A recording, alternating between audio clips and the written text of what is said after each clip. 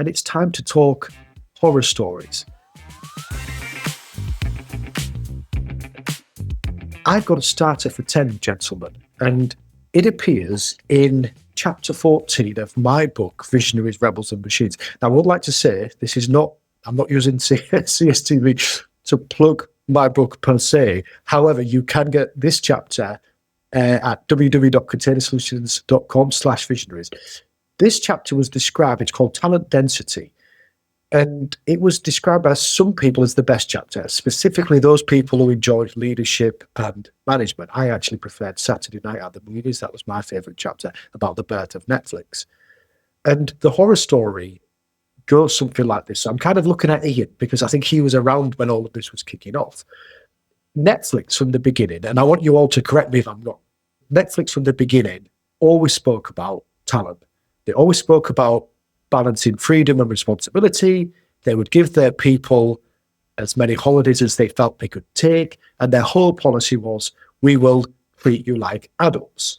Reed Hastings had a terrible moment in time where there was a crunch, a recession, and he sat down with the legendary head of talent, Patty McCord, and Mark Randolph, who was the original CEO and co-founder of Netflix. And they came to this awful conclusion that they had to let go a bunch of people, and they didn't quite know who to let go of. So they made a big list, and they asked themselves, who does great work, and who lives our values, and who basically doesn't moan very much.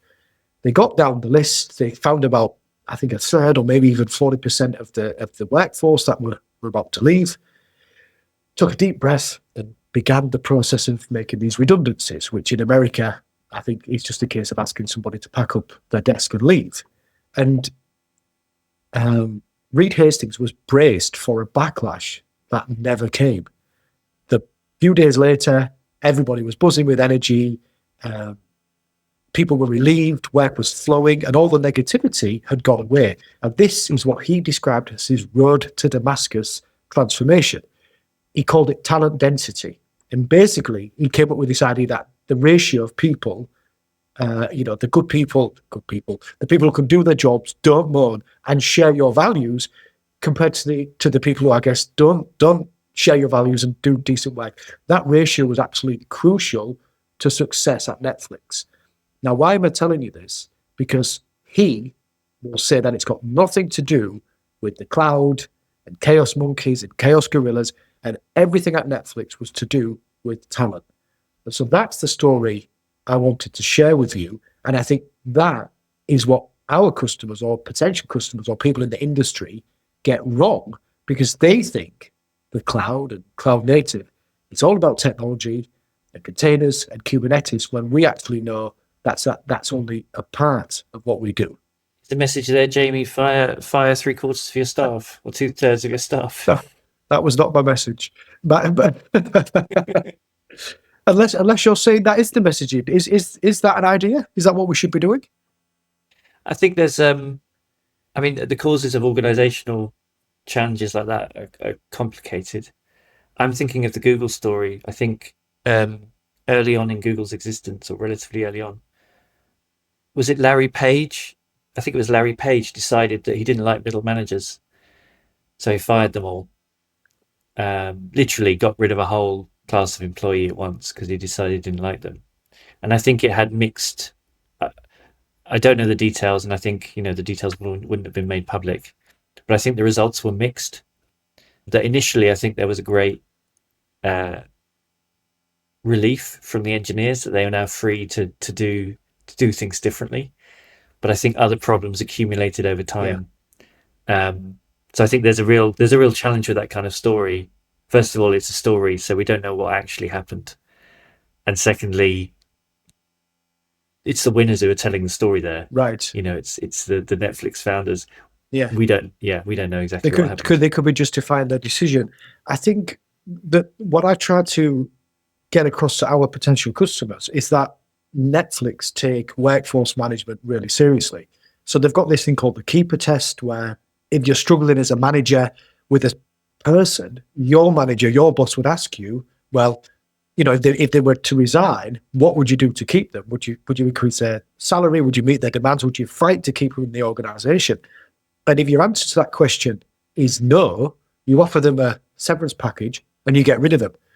And this may seem extreme, especially to European ears, but the point I try to make with the people I speak to are that Netflix take workforce management really seriously. And that is the secret. It's the worst kept secret in the world to their success with cloud computing. And it's not just management, it's development as well. I mean, we're talking about talent acquisition, as it were, today, but there is a parallel there that you can look for where someone is today in an interview. Do they know the full syscalls in the kernel? And then you can look for their ability to grow. And in the same way, do you look at your staff as a set of characteristics associated with names that you're managing, or do you manage them for their own growth? So one pattern that we see with businesses is not encouraging people to move around the business, and the invisible cost of keeping people in their roles for very long periods of time in various ways. We call it, you can call it culture, but basically it means that people just look at their own job and optimize their own job. They never think about the whole. And if no one is thinking about the whole picture, your business is going to be in trouble eventually. And that's a pattern we see. It's systems thinking, isn't it? You have to see the whole in order to control it. So here's an interesting one. So I've been thrown out of a few places in my life, but in the very beginning of Container Solutions, I was asked to visit a company that was moving to the cloud. We're going to be the cloud. We're going to be the Netflix of. I mean, how many times have we heard that? We're going to be the Netflix of the insurance industry. We're going to be the Netflix of finance. And of course, my response was always, yeah, but they stream movies. You're a bank and they stream movies. And it does matter, because streaming bits in an unregulated industry is radically different to what a bank does. So all of us, you see there's a sort of misdiagnosis of context. But when I would visit these early customers or potential customers of ours, they would have all the monitors, the DevOps monitors, and all the continuous integration builds wearing in the background. So they looked the part. It looked like it was a setup. But then there'd be a lot of talk of risk. We took this risk and we're doing A/B testing. But they spoke about risk like a person who is afraid of flying talks about flying. They talked way too much about it. And then when you tried to look for what risks were actually taken, they were very difficult to find. And then I would always ask the same question. Well, you've read the Netflix culture deck, or you've read Hastings' book, No Rules. Oh yes, but that doesn't apply to us, you see. This is what I would get back. Kubernetes was in, cloud was in, containers were in, but taking the workforce question seriously, i.e. systematically replenishing your workforce with people who are comfortable taking experiments or taking risks, comfortable in an emerging environment, no changes were made then. And all of these companies would fail with the cloud because they brought the technology, but they did not bring in the same mindset, and they simply did not refresh their workforces, and that's why they were failing. And I used to try to discuss workforce management and HR and strategic planning with our customers. They would show me the door because they didn't want to speak to me about people issues. They wanted to speak to me about Kubernetes. This was something I must have seen this. Never ending. Every year I see a new customer or a new company that speak to us, and they want to succeed with the cloud, and they don't want to do anything in terms of changing their leadership or management processes. I see Angus smiling wryly. Angus, do you want to come in there? I think if you're having to go external to get help on something tech related, that implies that you're not utilizing your people correctly to do that internally, right? If you had the people that could do those things, or if you had the environment where they felt equipped to learn and experiment to do those things, you wouldn't need to go and hire outside help. The fact that they're coming to you sort of implies that they've clearly missed the mark there. So I think it's a bit rich for them to then dismiss you rather than take the wisdom that it often is a people problem. Well, the problem is this wisdom requires hard work. People are hard work, management hard work. Tech is sexy and cool, and you put it on your CV and say, I've done a transformation at a big bank in London. I'll tell you something. In all of our years of doing this, and I'll look at Ian now to see if he agrees, we've never helped a client that didn't have brilliant engineers. When we got there, they knew exactly the same as us, but we do professional R&D. Our job is to stay ahead of everybody. So when we've sat down, we've never found terrible engineers. We've found lots of terrible managers, mind you. It's not unheard of, but it's much rarer than people think. And what we usually find is that either there are an elite of engineers at a company who are massively overworked, or the other pattern we see, which is what I was going to say, is our clients desperately want it to be a technical problem, and ideally they want it to be some tool they've never heard of that solves all their challenges. They don't want to look at the bigger picture. And the analogy we used to use is, someone goes to a doctor and says, "I'd like to lose weight," and the doctor says, "Well, eat less and move more." And they say, "No, haven't you got some sort of pill?" Well, now we've got the injections, so that analogy is gone. But like learning a foreign language is probably a good example. Like, how do you learn a foreign language? Well, it's a lot of hard work and endeavor, a little bit of grammar, and you're gonna have to work at it. And people just want, isn't there an app that can teach me that in a few weeks? But Ian, is that the horror story then? That you have often good engineers, but managers are prone to wishful thinking. So one of the things I write about in the book is that let me just turn the page. I've got it in front of me. This was the Dobson algorithm, because we can't think of a better name. The algorithm's got 4 steps in it, but the first one is, does the company see the cloud as a system of innovation? And what I meant by that was, does the manager or the person we're speaking to see the cloud as an awesome tool of experimentation that needs binding to it their own people and a process of experimentation? Or do they see it as something that you can sort of consume computer cycles from? If it's the latter, then they're cooked already, because they're looking for a magical solution. Give me the cloud and all of our problems will go away. That has now become, give me generative AI and all of our problems will go away. So I think the horror story is managers that are prone to wishful thinking, and quite frankly, they should fucking know better. They should know better, which asks the question, how did they get promoted into that role? There's a lot of woolly thinking around AI as well. We see a lot of our clients, or parts of our clients' businesses, talking about AI without being specific. That's always a red flag. Yeah. If you say we've got this business process and we can optimize it with LLMs, that's a better sign than we're doing an AI transformation. And then you ask, what exactly are you going to do with it? Oh, so it's going to reduce our costs. Yes, but what is it actually going to do? If there's no specifics there, then there's often a problem. And it was the same with the cloud, right? We're going to go cloud. Why? Oh, because it's better. It's cheaper. It's easier. It's lower cost of ownership. Yes, but what are you actually going to do with it? Well, we're just going to use it. So one of my rules of thumb, and I'd like to bring either Angus or Gus in to comment on this. One of the rules of thumb I've got, or one of my heuristics, are that managers lose their minds when it comes to technology. So if you were rolling out a new HR thing, or if you were organizing an offsite for 50,000 people, managers know how to do that. That's the goal. These are the constraints. This is my budget. These are the intermediate steps, and these are the risks. When it comes to computing, they just completely lose their minds. And all of a sudden, all the management best practices get chucked out the window. So we start to come back and ask those questions. What is your perceived return on investment? What is your budget? What are you hoping to achieve? I don't know. So wishful thinking, especially when it's attached to something that managers don't understand, leads to really, well, I guess managers just losing their minds.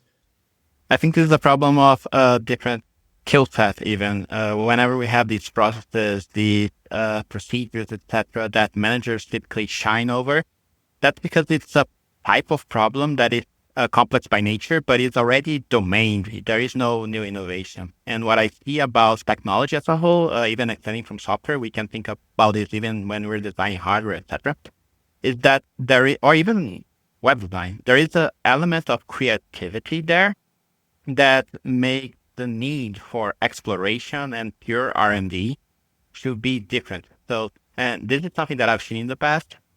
A good R&D manager would not be a good managing director, or would not be a good sales manager, or would not be a good marketing manager. And the reason is that the skill set that specific role needs, because the domain is so creativity intense, is different. And that's really what makes some managers, they just try to use the same toolbox that they have. They're trying to use a wrench to move a nail down. You use the hammer to do that. And that's really what I think is the problem. I think that's fair. A lot of managers don't understand trial and error. They think trial and error is bad. It's a wasteful process. But actually, trying a new tool and how it fits into your existing stack, I think you might have hit the nail on the head there, Gus. This is where I usually mention Carnethin, which I know I go on about, Jamie, but it's for listeners, it's a framework that allows you to identify different contexts which require different management skills.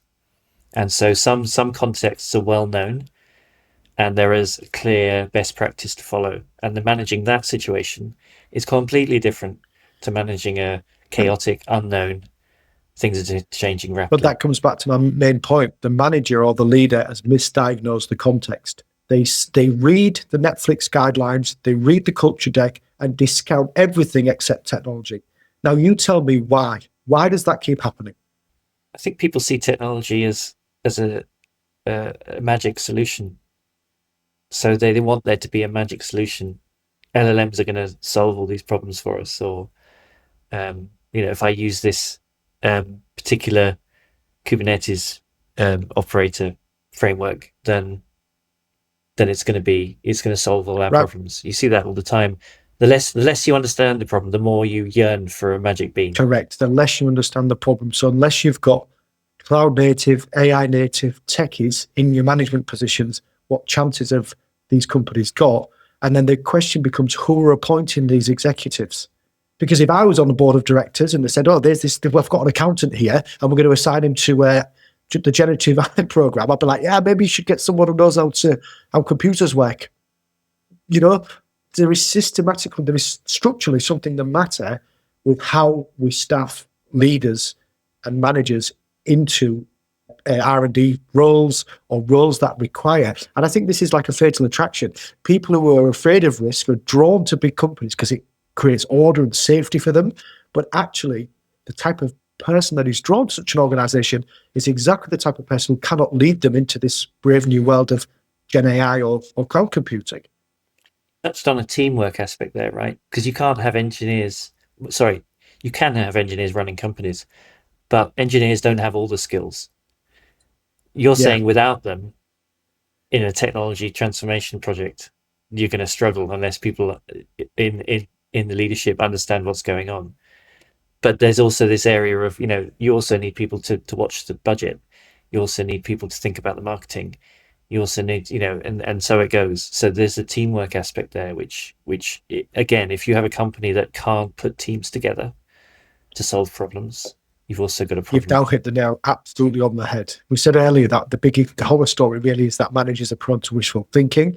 But whenever you find wishful thinking, you find an unbalanced exec team. So there's either people who are fully risk-seeking, that never happens, by the way, or mainly all risk-averse with nobody in the blend that's risk-seeking, and that is an issue. So wherever you find wishful thinking, you will find a deformed leadership team. On that happy note, the horror story is that, so the big takeaway, I think, for the people listening into this one is, what is the takeaway? Gus, help me out. Just let people do the things they're good at, and if you're not good at it, ask someone who is. Yeah, but the problem for managers or senior leaders is they can't admit defeat. That will be the end of their career. I think my takeaway here is that know what you're trying to accomplish and know what is the best strategy for you to get there. And then you can think about people, technology, processes, etc. from there. I agree. Good old-fashioned management and sort of understanding how to deal with emerging contexts. Okay, on that note, boys, for the listeners, you can grab the chapters of the book at containersolutions.com/visionaries. That's where we document this sort of how do you predict success with a technical project. There are 4 steps. You can read all about that then. For now, this is bringing us to the end of this podcast. So today we have spoken about the question of the week. How is AI affecting the hiring process? We came to the conclusion, not much. Fair conclusion, Angus? Yeah, fair enough. We then spoke about a recurring nightmare, at least for me, which is managers looking for a magic solution to their issues, whatever their issues may be. That magic solution doesn't exist. I think Gus nailed it when he said, well, actually, it's a creative process. Building software, like many other endeavors, is very creative, and if there is no space to innovate, to test and learn, if there is no space for trial and error, then you're really, really going to suffer. And finally, we spoke about Reed Hastings and Netflix, and how really, if you're going to succeed or if you want to emulate Netflix, you don't get to cherry pick. You can't choose their technology and their coolness without taking all of their lessons around leadership, talent management, and management itself. So on that note, I think we're nearly done. Any final words, Ian? We didn't talk about MCP.